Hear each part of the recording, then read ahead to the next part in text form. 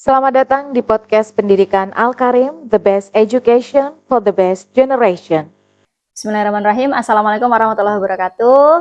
Jumpa lagi di podcast Pendidikan Al-Karim bareng dengan Umi Linda. Teman-teman semua, hari ini kita kehadiran tamu spesial. Ya, beliau adalah Kang Musa. Assalamualaikum Kang Musa. Waalaikumsalam, Umi Linda. Masya Allah, sehat Kang Musa? Alhamdulillah sehat. Alhamdulillahirrahmanirrahim. Kang Musa, kemarin ini kan tim dari Sekolah Alam Al-Karim itu dapat info, dapat kabar gitu kalau Kang Musa bersama teman-teman timnya itu melakukan sebuah perjalanan. Nah, perjalanan yang nggak biasa nih ya. Kalau kemarin dapat infonya itu melakukan penyaluran donasi ke Palestina dan langsung berangkat ke sana. Kabarnya begitu. Nah, nggak tahu tapi ini ya gimana ceritanya, gimana tuh Kang? Iya. Umi Linda dan teman-teman orang tua murid, teman-teman guru ya di Al-Karim dan teman-teman murid tentunya, Masya Allah, mudah-mudahan selalu Allah berikan rahmat, selalu Allah berikan keberkahan ya untuk teman-teman di Al-Karim. Nah, alhamdulillah kemarin pada bulan Desember sekitar tanggal 9 gitu ya, tanggal 9 atau tanggal 11 kita Salam Aid menyalurkan bantuan dari Sekolah Alam, dari jaringan Sekolah Alam Nusantara, termasuk Al-Karim juga masuk ya, Umiyah di jaringan Sekolah Alam Nusantara, menyalurkan langsung bantuan ke Palestina. Nah, kita dengan berikhtiar memberangkatkan tim kita ke Palestina. Memang tujuannya itu sampai ke Gaza, sampai ke Gaza. Jadi perlu teman-teman tahu, Gaza itu hanya bisa dicapai lewat akses pintu Rafah di Mesir, gitu. Mesir yang berbatasan langsung dengan Palestina. Jadi kita keberangkatan kemarin itu tujuan utamanya ke Gaza. Tapi karena tadi hanya bisa dilalui dari Mesir, berarti kita pesawat ke Mesir. Nah, qadarullah, saya juga sebenarnya sudah berkoordinasi dengan teman-teman di Mesir, dari teman-teman di Embassy atau di KBRI, gimana bisa nggak relawan Indonesia ke Gaza gitu kan, atau info dari Mesir gimana gitu, daerah teman-teman Mesir gimana. Memang cukup terjal ya, dari awal bulan Desember itu info dari teman-teman yang di Mesir itu cukup sulit gitu, mau ke sana, ke Gaza, Gaza. Gitu. Jadi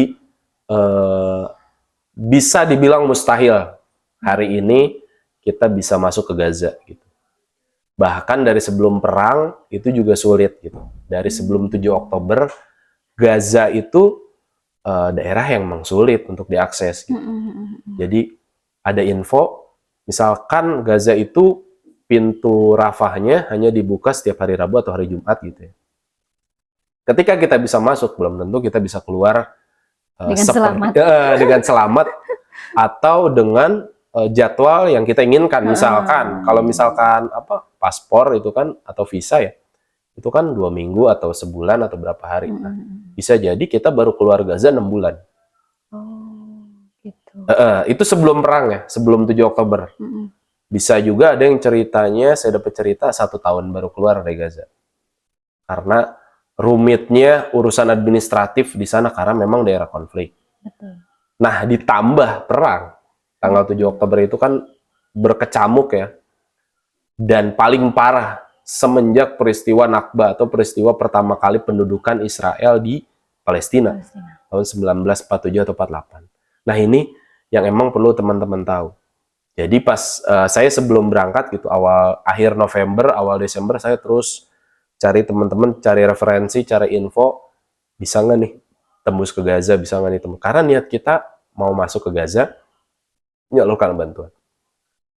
Tapi ternyata berbeda ya, berbeda. Jadi lain bencana alam, lain bencana atau yang menimpa saudara kita di Palestina. Ini bukan bencana alam, teman-teman. Jadi perlu teman-teman Al-Karim ketahui, ini bukan bencana alam. Ini perang. Ini konflik antar beberapa negara. Jadi berbeda situasinya dengan bencana ketika Salam Aid atau Al-Karim waktu itu kan, dengan aku care-nya kita di Mamuju gitu gempa. Terus di beberapa bencana lain di NTT juga aku care atau Al-Karim juga ikut bantu juga. Nah, itu beda case-nya. kita bisa sampai ke titik-titik terisolir kalau di bencana alam gitu. Aksesnya juga mudah ke sana ya. Iya, meskipun sulit kita bisa lah gitu. Bisa Karena ke sana. tidak ada katakanlah faktor yang punya kuasa, katakanlah kalau perang kan itu kan kedaulatan negara ya kan. Betul. Dalam hal ini Israel, Palestina. Kita sepakat Israel itu bukan negara, tapi mereka nyatanya mereka sebuah negara rasmi yang sudah diresmikan gitu. Nah itu jelas harus seperizinan Israel. Yang pertama itu. Yang kedua, ternyata Mesir juga tidak sesederhana itu. Gitu. Jadi Mesir juga punya. Sebelum saya berangkat, saya dikasih tahu sama teman saya pernah bekerja di sekolah alam juga, di sekolah alam Bogor gitu. Ya. Pak Doni gitu namanya. Nah sekarang beliau ini di KBRI Kairo gitu ya, bagian sekolah. Nah saya tanya, saya teleponan cukup lama juga, setengah jam lebih lah gitu. Nah kata siapa? Pak Doni, Kang, Mesir itu beda sama Indonesia. Gitu. Mesir itu kondisinya parah gitu. Tapi tim Salamet waktu itu berangkat dengan orang yang pernah ke Gaza. Gitu. Ada Bang Gao gitu, Bayu Gautama dari Lembaga Kemanusiaan Sekolah Relawan. Itu pernah ke Gaza 10 tahun lalu, sekitar 10 tahun lalu. Jadi itu yang juga meyakinkan. Biasanya sih kalau konflik itu, peperangan itu ada gencatan senjata, kata beliau. Gitu. Nah saat gencatan senjata, kita bisa masuk, termasuk waktu itu, saya masuk Gaza itu, kata Bang Gao gitu ya, pas gencatan senjata gitu. Kata saya, wah ada asa nih gitu kan. Cuma emang tetap balik lagi ke tadi. Ke info dari Pak Doni dan beberapa teman-teman di Mesir, hampir mustahil. Dan akhirnya tibalah waktu pemberangkatan, kita ke Mesir. Setelah di Mesir, hari kedua kita sowan ke kantor KBRI di Kairo gitu ya. KBRI Kairo, betul disampaikan oleh KBRI Kairo kalau saat ini mustahil orang Indonesia atau kita bisa ke Gaza. Karena? Kebijakan pemerintah Mesir yang melarang. Gitu. Tidak membolehkan relawan atau orang yang dalam tanda kutip tidak punya hubungan secara apa ya, tidak punya hubungan yang serius atau hubungan lain gitu ya, dengan kepentingan lah, tidak punya kepentingan khusus, padahal kita punya kepentingan ya, nggak bisa gitu, nggak dibolehin atas dasar alasan keamanan, bahasanya mereka. Jadi akhirnya Kang Musa sama tim di Mesir. Di Mesir. Nah nggak berhenti di situ sebenarnya, setelah KBRI hampir mustahil. Yang kedua, kita ke mitra lembaga kita. Ada 2 mitra lembaga kita, lembaga Turki. Kita sowan ke gudang mereka. Sama hasilnya. Dan mereka itu ternyata direkturnya itu, direktur lembaga Turki tersebut yang di Mesir, itu orang Gaza. Mereka bilang, saya aja orang Gaza. Udah 10 tahun lebih saya nggak bisa ke Gaza. Ya Allah. Jadi bisa dibayangkan gitu. Ternyata sulit ke Gaza itu. Jadi padahal titik saya berada di Kairo itu sampai ke Mesir itu cuman paling maksimal 4 jam. Jadi nggak jauh lah gitu. Katakanlah, wah itu saya greget banget tuh. Jadi kita nggak bisa ke Gaza dengan alasan seperti itu. Jelas satu hal yang gimana ya, nahas lah gitu ya. Tapi ya kita harus ikut gitu. Dan balik lagi cerita KBRI itu kan kemarin kan pada bulan November atau Desember itu kan evakuasi Bang Onim dan Ustadz Hussein Gaza.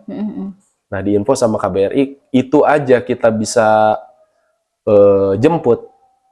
Dari Mesir kebijakannya hanya 2 orang yang bisa jemput. Dan itu nggak boleh menginap 24 jam, harus nyampe ke Rafah, harus balik lagi ke Kairo. Selanjutnya yang bersangkutan harus langsung ke Indonesia. Jadi itu ada beberapa keanehan. Gitu. Jadi kayak emang udah disengaja gitu, nggak boleh ke sana gitu ya? Iya, Mesir nggak tahu kita punya tujuannya apa gitu ya. Kalau sepertinya Mesir itu pro Israel sepertinya ya. Atau punya perjanjian atau apa, karena mengingat Mesir juga lagi membangun ibu kota seperti Indonesia juga. Kalau kita IKN, Mesir sedang membangun New Cairo, butuh dana 900 triliun dan kemungkinan peminjamnya itu antara Bank Dunia dalam tanda kutip Amerika, Inggris. Memang mereka juga ada kepentingan mungkin. Ya, Yahudi gitu, Israel. Jadi. Nah, tadi Kang, gitu. kalau yang balik lagi ke perjalanan tadi, kan Kang Musa akhirnya ke Mesir tuh. Iya. Ke sana berapa orang timnya? Kita berempat. Berempat. 3 lembaga, Salam Ed, Sekolah Relawan, Sedekah Nusantara. Oh, jadi nggak dari Salam Ed aja ya? Enggak. Dari mereka juga ada. Mereka juga, kita kolaborasi ya, karena kalau kita sendiri ya Salam Ed belum cukup kuat. Makanya kita kolaborasi, dan memang kolaborasi itu seru ya, seru. Kita bisa saling mengisi, kita bisa saling katakanlah patungan. Kita kemarin patungan di truk pertama sekitar 500 juta, kita patungan 3 lembaga tersebut. Kita distribusi tenda, kita distribusi pakaian musim dingin dari Mesir ke Gaza, karena memang teman-teman banyak hal yang sudah hampir habis stoknya di Gaza. Seperti tenda tuh nggak ada di Gaza. Makanya mungkin video yang beredar banyak yang pakai plastik tenda itu, karena nggak ada tenda di Gaza. Kekurangan, makanya harus disuplai dari luar. Nah, yang paling memungkinkan, yang paling mudah tuh dari Mesir. Makanya kita beli di Mesir lalu distribusi ke Gaza. Kemarin memang kan banyak ya ya info yang atau pertanyaan, emang bisa Kang masuk bantuannya? Tadi kan kalau relawan nggak bisa masuk. Kalau bantuan bisa. Bisa ya. Tapi menariknya sehari itu hanya boleh 40 truk. Pada saat itu Desember. Jadi 40 truk bantuan hanya boleh masuk, sementara ada berapa banyak tuh? Banyak, sampai ratusan, bahkan terakhir itu pas Desember itu sampai ribuan antrian. Tapi sekarang sudah cukup menyusut gitu ya. Karena tadi kebijakan pemerintah Mesir dan juga ya Israel gitu, yang kita tahu kan Palestina ini bukan isu yang sebentar ya. Ini lama, dari tahun 1948, bahkan dari tahun sebelumnya. Dari zaman Khalifah Umar, dari Salahuddin Al-Ayyubi, dari zaman Nabi gitu. Ini isu yang memang sepertinya nggak kelar-kelar gitu. Bahkan ada yang ngomong kalau misalkan kelar nanti kiamat dong gitu. Bener. Jadi malah takut ada kiamat gitu kan. Seharusnya nggak kayak gitu. Sebagai Muslim yang baik, kita namanya saudara Muslim kita di berangus, dihancurkan, ya kita harus bantu. Tanpa mengesampingkan kita istilahnya kan jauh ini apa segala. Ya memang kewajibannya orang Mesir, orang-orang Timur Tengah yang membantu, tapi kita juga wajib sebagai satu agama Muslim gitu. Karena satu Muslim itu seperti satu tubuh gitu kan. Begitu kakinya sakit, ya semua tubuh kita sakit. Begitu Palestina atau Gaza sakit, kita juga harus merasakan kesakitan. Apalagi Palestina itu negara-negara awal yang mengakui kemerdekaan Indonesia gitu. Nggak ada alasan sebenarnya kita untuk nggak membela Palestina. Itu karena mereka membela kita pada saat kita mau merdeka. Jadi itu. Nah, saya jadi pas ke Mesir itu memaknainya sebagai perjalanan yang mungkin bisa dibilang gagal masuk ke Gaza. Tapi ketahuilah teman-teman, pembebasan Baitul Maqdis itu ada bukan pada saat zaman Rasulullah, tapi setelah Rasulullah meninggal, yaitu zaman Khalifah Umar. Rasulullah meninggal, diganti sama Abu Bakar, ganti Umar. Lah Umar lah yang bisa tembus ke Baitul Maqdis. Lalu setelah Khalifah Umar menyusutlah gitu di dinasti Umayyah, baru bisa lagi diselamatkan oleh Salahuddin Al-Ayyubi. Nah, perjalanan kemarin 1 bulan ke Gaza, atau ke misi kita ke Gaza kemarin, katakanlah belum tembus. Saya mempercayainya itu adalah proses. Seperti Rasulullah yang hanya bisa sampai perbatasan Syam. Abu Bakar juga begitu. Saya memaknainya itu, oh ini adalah proses. Terus selanjutnya gimana? Kita harus siapin upaya bantuan terbaik. Sekarang mungkin kita hanya bisa mendoakan, memboikot, dan mendonasi. Salah satunya lewat Aku Care misalkan, yang juga kemarin melakukan penggalangan dana untuk Palestina. Kita bareng-bareng sampaikan donasi kita ke Palestina gitu ya, ke Gaza, ke orang-orang memang terpercaya di sana gitu. Karena banyak juga info-info yang wah kok ini penipuan apa segala macam ya. Kita cari yang terpercaya. Ya, insya Allah karena saya terutama fokus gitu ya, nyari orang yang saya percaya, insya Allah dapat. Gitu. Jadi kita punya orang terpercaya, kita fokus hanya bisa itu. Nah, generasi selanjutnya kita kan harus memupuk nih penerus-penerus kita, termasuk teman-teman kecil kita di sekolah alam. Saya memaknainya, perjalanan ini saya buka jalur nih ke Mesir, dan ternyata kan suka ataupun tidak, hanya Mesir saja yang bisa kita andalkan. Atau gimana nih caranya kita mau bantu Gaza secara langsung? Ya lo harus ke Mesir, nggak bisa ke negara lain. Nggak bisa. Mau kemana bantu Gaza gitu? Kecuali ke tepi barat gitu kan, itu bisa lewat Yordan. Jadi kan Palestina itu kan terbagi dua kan, terbagi dua daratan, satu West Bank tepi barat, satu lagi Gaza, Al-Aqsa dan lain-lain gitu. Al-Quds itu kan adanya di tepi barat. Si Gaza itu adanya di perbatasan Mesir, tepi barat itu dengan Yordan. Jadi Palestina itu kan negara yang masih dijajah, teman-teman. Jadi kalau negara yang masih dijajah harus berkoordinasi dengan negara lain yang merdeka. Tepi barat di bawah koordinasi Yordan, Gaza di bawah koordinasi Mesir.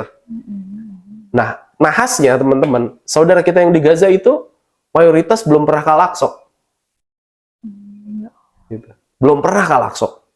Jadi mereka tuh ketika ada orang luar datang, ditanyain, kabarkan kepada kami bagaimana kondisi Al-Aqsa. Karena orang Gaza tuh belum nggak bisa ke Al-Aqsa. Kan ditembok itu, dari utara sampai dengan selatan ditembok sama Israel, beberapa lapis dinding, 7 bahkan ya, ada yang menyebut itu lebih dari 10 dinding tembok dipagar. Jadi orang Palestina kalau mau ke Al-Quds nggak bisa, ke Yerusalem nggak bisa. Dia harus keluar dari Gaza ke Mesir, lalu keluar muter ke Yordan, baru ke Al-Quds, Al-Aqsa. Jadi nggak bisa. Jadi itu yang emang, makanya kemarin saya pas begitu, lo kalau mau masuk Gaza, lo nggak bakal bisa ke Al-Aqsa karena ketahuan di paspor kita. Udah pernah masuk Gaza nih, dilarang sama Israel ke Al-Aqsa. Jadi rumusnya kalau mau ke Gaza, ke Al-Aqsa dulu. Berarti jadi setidaknya lewat Yordania tadi ya? Iya, maksudnya kita ke Al-Aqsa, kita keluar lagi, baru suatu saat kita ke Gaza. Jadi nggak kalau udah pernah ke Gaza, ada bahasa nggak bisa ke Al-Aqsa. Karena ketahuan sama Israel. Kan Al-Aqsa kan di bawah pendudukan Israel, tepi barat. Jadi nggak bisa tuh. Tapi sekarang bisa ke Al-Aqsa gitu. Tapi kalau ke Gaza nggak bisa. Makanya kan banyak kan travel banyak mungkin kemarin di media, saya di Al-Aqsa, ini nggak ada apa-apa. Ya emang nggak ada apa-apa. Di tepi barat mah nggak ada perang gitu. Perangnya di Gaza gitu. Jadi dua daerah yang berbeda gitu. Di tengah-tengahnya ada daerah yang diduduki oleh Israel. Itu kondisi Palestina kan kayak gitu. Jadi kita harus memperkuat literasi. Ya saya jadi belajar banyak ya karena isu Palestina. Saya jadi belajar banyak ya, lihat di YouTube, lihat podcast. Sekarang Ari Untung, podcastnya siapa lagi itu kan banyak. Ada Ustadz Uzma gitu ya, Zulkifli Muhammad gitu. Terus Ustadz Husein, Ustadz atau siapa? Bang Onim sendiri, kita dengerin itu mereka ngobrol. Kan itu gratis, cuman di HP doang. Maksudnya ya bayar kuota lah gitu. Tapi itu bisa kita nikmati sambil rebahan gitu ya. Tidak seperti saudara-saudara kita di Gaza yang nggak tahu deh bisa internetan apa enggak gitu. Dibatasi. Jadi selanjutnya tugas kita adalah memupuk generasi selanjutnya. Gitu. Jadi ya itulah yang bisa kita lakukan. Yang jelas tadi doa, kemudian ya berikan donasi terbaik tentunya gitu yang kita salurkan ke teman-teman yang memang terpercaya gitu. Betul. Dan yang nggak kalah pentingnya adalah menyiapkan generasi. Betul. Gitu, generasi kita yang ya kita nggak tahu ya, barangkali yang kita siapkan sekarang ini kelak yang nanti akan membantu membebaskan Palestina yang sekarang gitu kan ya Kang ya. Betul. Masya Allah ya, luar biasa banget. Jadi kebayang-bayang ya ke sana gitu. Mungkin kalau dari media gitu, kalau kitanya nggak update dan kita nggak cari tahu gitu mana media-media yang memang harus kita percayai gitu. Betul. Karena kita nggak dapet info yang valid gitu kan. Makanya tadi sharing-sharing sama Kang Musa, yang mudah-mudahan ini bisa jadi satu edukasi juga buat teman-teman yang lainnya gitu. Nah terakhir terus ya dari tadi. Ini sih Kang, tadi awal lupa menyampaikan tentang salam Eid-nya. Gitu. Mungkin kalau teman-teman tadi kan dari tadi salam Eid gitu. Apa sih sebenarnya salam Eid gitu yang mungkin teman-teman ada yang udah tahu atau ada yang belum tahu gitu, yang mungkin asing gitu dengan salam Eid itu sendiri. Gimana Kang? Mungkin bisa disampaikan. Jadi salam Eid itu lembaga kemanusiaannya sekolah alam gitu, Jadi salamnya itu singkatan dari sekolah alam. Sementara AID-nya itu, AID itu artinya bahasa Inggris artinya pertolongan ya. Jadi kalau di luar negeri Kalau teman-teman mungkin pernah ke lokasi bencana itu suka ada bantuan dari Australian Aid, Austria Aid, Swiss Aid, yang memang lembaga-lembaga luar sering pakai kata aid gitu. Kalau di Indonesia agak cukup jarang, biasanya care gitu, seperti aku care gitu, atau peduli gitu, spasialisasi peduli Sekolah Alam Bekasi. Jadi kalau di Indonesia kita coba pakai Salam Aid. Nah, ini atas gagasan dari pendiri Sekolah Alam pertama, yaitu almarhum Bang Lendo, yang memang pengen sekolah alam ini adalah nggak cuma sekedar sekolah, jadi pengennya jadi yang rahmatan lil alamin gitu, jadi bermanfaat untuk semesta alam. Sebelum sampai ke semesta alam ya ke sekitar dulu. Jadi ternyata sekolah alam itu nggak cukup ya kita hanya sebatas program belajar mengajar di sekolah aja. Anak-anak kita perlu dilibatkan untuk kegiatan sosial kemanusiaan di sekitar, sampai dengan kebermanfaatan secara global. Palestina, waktu itu Turki kita juga berangkat gitu, tempat Turki. Nah, mudah-mudahan anak-anak kita ini kita siapkan untuk banyak porsinya di dunia kerelawanan, di dunia kemanusiaan lewat lembaga kemanusiaan yang ada di sekolah. Di Al-Karim ada Aku Care, silahkan dengan Aku Care. Kalau di Batam ada Salam Ed Batam dengan Salam Ed. Gitu. Di Bogor, Sekolah Alam Bogor dengan Salam Ed ya dengan Salam Ed. Atau di daerah lain juga banyak dengan Sasi Peduli, tadi di Bekasi ya, Sasi Peduli gitu. Jadi itu silahkan di sekolah masing-masing sebagai yang punya kebijakan. Jadi Salam Ed itu katakanlah lembaga kemanusiaannya Sekolah Alam sebagai media dari sekolah untuk kebermanfaatan secara luas eksistensi sekolah alam di dunia kemanusiaan, bencana. Tempo hari kita menghadapi COVID-19 kita juga sempat ke Al-Karim juga untuk bantu sekitar gitu. Lalu isu Palestina kita juga berangkat, dan yang utama adalah lingkungan sekitar sekolah alam. Selain lingkungan sekolah alam, sebenarnya ada juga lingkungan sekitar rumah kita. Tentu kita pengen punya anak-anak generasi ke depan yang bermanfaat untuk bangsa. Nah, bermanfaat untuk bangsa itu dimulai dengan bermanfaat untuk lingkungan sekitar. Nah, itu yang harapannya dari Salam Ed untuk bisa terus eksis, untuk bisa terus bersama-sama sekolah alam untuk kebermanfaatan dan juga untuk memantik pelajar-pelajar, karena kita ada 2 tagline pelajar relawan dan juga guru relawan. Jadi kita mudah-mudahan bisa terus berkolaborasi. Tadi pelajarnya jadi pernah aktif jadi relawan, gurunya juga semangat untuk jadi relawan. Jadi dua-duanya bisa kolaborasi. Tadi seperti sebelum kita podcast ya Umi, kalau bisa nanti ada pelajar dari SM-nya, kita berangkat. Kalau ada bencana di mana kita berangkat, Kang atau aku mau ikut dong, ikut nanti sama-sama. Kita libatkan ya anak-anak ya. Iya, yang SM-nya bisa ikut atau orang tuanya, karena di Sekolah Alam Bogor pernah tuh orang tuanya ikut gitu. Apa Kang, mamiku mau ikut kemana? Ke NTT, mau respon bencana juga, bantu-bantu. Oh nggak apa-apa, mami ongkos sendiri apa sendiri? Oh silakan berangkat. Gitu. Jadi siapapun boleh terlibat gitu. Itu jadi kalau Salam. Jadi berangkat dari rahmatan lil alamin tadi Betul, ya Kang ya. betul. Jadi memberikan rahmat untuk sekitar, untuk alam semesta gitu, dimulai dari diri kita sendiri tentunya, lingkungan kita gitu, sehingga muncullah akhirnya ada Salam Ed. Betul. Dan berarti Salam Ed ini satu kesatuan dengan Sekolah Alam Bogor gitu atau gimana tuh? Kalau sekarang jadi emang lahirnya di Sekolah Alam Bogor. Sekarang sudah dihibahkan ke jaringan Sekolah Alam Nusantara. Jadi makanya setiap ada logo Salam Ed pasti ada logo jaringan Sekolah Alam Nusantara. Jadi ini lembaga alamnya Sekolah Alam. Bukan lagi lembaga bukan lagi Sekolah Alam Bogor aja. Ya, bukan lagi lembaga kemanusiaannya Sekolah Alam Bogor, tapi lembaga kemanusiaannya Sekolah Alam dimanapun berada. Dari Aceh sampai dengan Papua, di luar sebenarnya terus yang masuk jaringan aja Kang, nggak juga. Karena kemanusiaan itu kan tidak pandang bulu juga gitu ya. Katakanlah bias ras, bias suku, bias agama. Jadi kita termasuk organisasi juga yang belum masuk jaringan juga bisa juga sebenarnya. Ada berapa anggotanya Kang sekarang? Kalau Salam Ed, kalau anggota tim intinya sekitar 13 orang. Kalau relawannya memang di Bogor banyaknya memang dari komunitas dan juga dari pelajar. Kalau di grup itu sekitar 300 orang gitu. Tapi kalau di daerah-daerah kita kolaborasi dengan sekolah alam. Seperti misalkan di Al-Karim kita dengan Akuker gitu. Juga dengan Sekolah Alam Lampung, mereka bikin salam humanity gitu. Terus kemarin saya ke Saku ya, Sekolah Alam Quran Bintang Madani gitu ya. Mereka bikin Saku Peduli gitu. Terus kalau di Batam tadi ada mereka semangatnya kita mah namanya Salam Ed Batam aja, wah silakan. Salam Ed. Terserah gitu, itu mah tergantung kebijakan sekolah dan semangat di teman-teman di sekolah maunya namanya apa. Ayo kita kolaborasi. Dan berarti di Salam Ed ini program-programnya itu nggak hanya kayak misalnya donasi itu nggak hanya di dalam negeri aja gitu ya, sampai ke luar negeri juga. Iya. Di mana ada isu kemanusiaan, kerelawanan, kita berupaya untuk hadir. Karena tadi mimpi dari pembesar, pendiri Asabik ya, Sekolah Alam mempunyai apa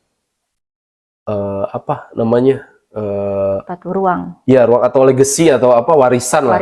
Warisan atau warisan untuk katakanlah yang ketika beliau-beliau sudah tidak ada, apa yang membekas gitu kan. Karya-karya. Nah, ini Salam Ed salah satu karya dari para pendahulu sekolah alam gitu ya, termasuk Bang Lendo, pendiri pertama sekolah alam di Indonesia gitu. Nah, ini mudah-mudahan jadi warisan terbaik beliau gitu ya, almarhum. Yang mudah-mudahan kita juga bisa mengamalkan sebagai penerusnya dan bisa juga jadi karya kita gitu. Jadi Akuker punya karya apa, misalkan mau bikin buku tentang sosial kemanusiaan atau bikin video atau film ya silakan gitu. Salam Ed juga bikin karya lain, misalkan ya Akuker mau ke Gaza juga, mau ke Palestina juga, ayo kita bareng-bareng gitu misalkan. Itu karya kita bareng-bareng, kita ciptakan karya-karya itu di dekat kita ciptakan karya-karya itu enggak yang tadinya mungkin setinggi langit ya Om ya, tapi kita ciptakan itu jadi dekat gitu. Karena kita sering berkegiatan gitu, sering berkarya sehingga semuanya jadi dekat dan jadi terwariskan terus sampai penerus-penerus kita. Insya Allah ya. Mudah-mudahan ini bisa menjadi salah satu warisan ya Bang. Amin. Kang ya. Jadi biar generasi-generasi kita juga merasakan gitu ya betapa para pendahulu-pendahulu itu memikirkan kebaikan apa yang bisa kita lakukan gitu, sekecil apapun gitu yang bisa kita lakukan sehingga itu bisa menjadi kebermanfaatan untuk alam gitu, untuk lingkungan gitu ya. Masya Allah Kang, makasih banyak hari ini ya sharing-sharingnya. Sudah mau mampir ke Al-Karim. Dan ternyata Kang Musa ini juga di Kemiling ya. Istri asli. mertua Kemiling gitu ya. Kalau sukunya Jawa ya. Tinggalnya di Jawa Barat Kemiling. ya Kang ya. Jawa, kalau apa suku Jawa ya. Kalau Jawa Barat kan Sunda ya. Kalau kirain karena dipanggil Kang gitu jadinya. Kalau saya Sunda. Oh Sunda. Kalau istri. Kalau istri Jawa. Lampung Jawa gitu. Lampung Jawa, oke. Ketemunya ya. Nikahnya juga di Kemiling itu. Di Kemiling ya. Masya Allah. Masya Allah. Jadi alhamdulillah hari ini bisa kesini, bisa silaturahim sama teman-teman di Al-Karim. Sharing-sharingnya luar biasa banyak. Mudah-mudahan banyak hikmah yang bisa kita ambil ya teman-teman. Dan edukasi tentunya gitu untuk kita, untuk para generasi kita juga gitu. Makasih banyak sudah banyak-banyak sharing. Tetap semangat Kang Musa ya di Salam Ed. Ya, salam buat teman-teman. Mohon doanya Kang, ini kita masih terus grow up gitu. Mohon bimbingannya juga. Mudah-mudahan nanti kita next bisa kolaborasi di beberapa program-program gitu sehingga bisa semakin luas kebermanfaatannya. Gitu. Sukses terus Kang Musa, sehat-sehat terus, salam buat keluarga, buat teman-teman Salam Ed. Oke teman-teman sahabat Al-Karim dimanapun berada, mungkin itu hari ini yang kita sharing ya, tadi sudah banyak ya, lumayan banyak banget gitu. Mudah-mudahan bisa banyak hikmah yang bisa kita ambil. Sekian dari Umi Linda, sampai jumpa di podcast Pendidikan Al-Karim selanjutnya. Wassalamualaikum warahmatullahi wabarakatuh. Waalaikumsalam warahmatullahi wabarakatuh.